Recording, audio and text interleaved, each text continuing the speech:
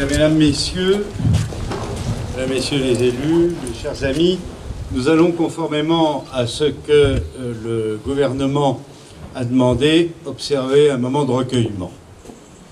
Et après, je dirai quelques mots. Donc, nous pensons à ces centaines de victimes, l'équivalent d'un bombardement de la Seconde Guerre mondiale, à ces centaines de victimes qui sont tombées à Paris il y a quelques jours.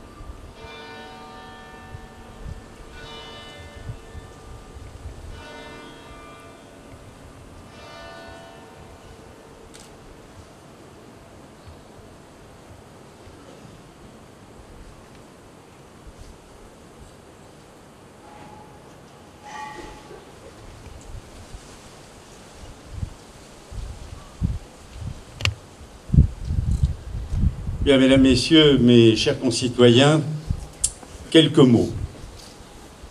Période atterrante, stupéfiante, des centaines de personnes attaquées à l'arme de guerre, alors qu'elles se trouvaient soit dans une salle de spectacle, un stade et des terrasses de café. L'affaire du 11 janvier, Charlie nous avait déjà frappé d'horreur. Mais cela avait, je dirais, une logique, une signification dans celle d'un combat religieux. Les djihadistes reprochaient aux journalistes de Charlie Hebdo des blasphèmes. Il est évident que nous n'acceptons pas ce type d'attitude, ni ce comportement, ni cette analyse. Avant-hier, ce sont des gens qui se distrayaient, qui profitaient du temps, des gens ordinaires qui n'avaient aucune prise de position, qui n'avaient pris aucune position, sur ce qui se passe dans le monde, qui ont été frappés, qui ont été assassinés, qui ont été grièvement blessés.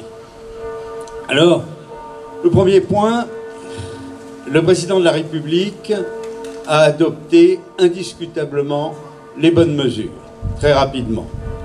L'état d'urgence, c'était la réponse, me semble-t-il, adaptée à cette situation. La mobilisation des moyens de l'État, deuxième réponse.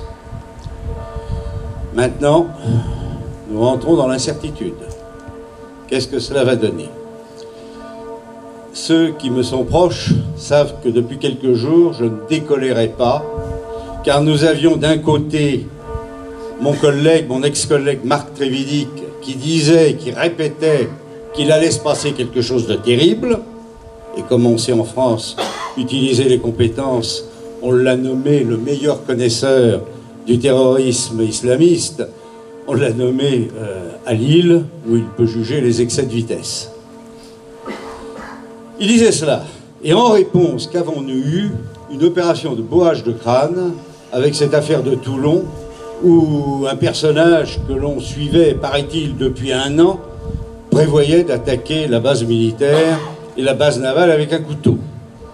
Nous sommes rentrés dans le réel, actuellement.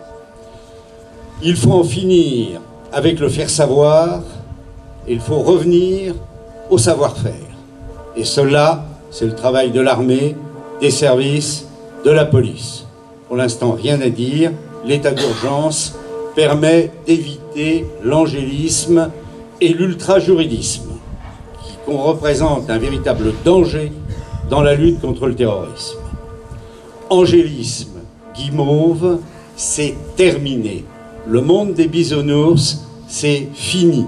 Maintenant, nous devons laisser les autorités de l'État et ceux qui ont toute légitimité pour le faire, c'est-à-dire le président de la République et son gouvernement, agir. Pour l'instant, il n'y a rien à dire. Les bonnes dispositions ont été adoptées selon cette malédiction qui veut que les gouvernements socialistes ont à des dizaines d'années de retard à faire face à des situations terribles. Je pense à l'état d'urgence qui avait été promulgué par Guy Mollet à l'époque des événements d'Algérie.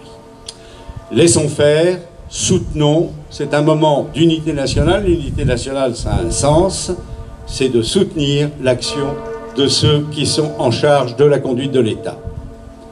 Ils le font, ils sont là pour le faire. Nous sommes là dans des situations comme celle-ci, nous sommes là pour les soutenir. Et j'assure donc le gouvernement, à mon niveau modeste, de mon entier soutien pour l'instant. C'est le premier point. Le temps des critiques, à mon avis, se fera peut-être, se développera peut-être dans quelques semaines. Je ne suis pas sûr que ceux qui critiquent d'ailleurs aient la moindre légitimité pour le faire. La moindre légitimité. Donc voilà. Alors, ce que je voulais vous dire, c'est que premièrement, nous devons abandonner l'angélisme, tout ce qui a le compassionnel exclusivement. Nous devons lutter contre ce phénomène. Nous sommes en guerre. Nous sommes en guerre, c'est ainsi. L'avons-nous choisi? Je ne sais pas. Mais ce que disait Marc Trévidic, encore une fois, qui est un magistrat qui est souvent venu au Sable d'Olonne, que je connais bien, disait « Ils veulent taper la France ».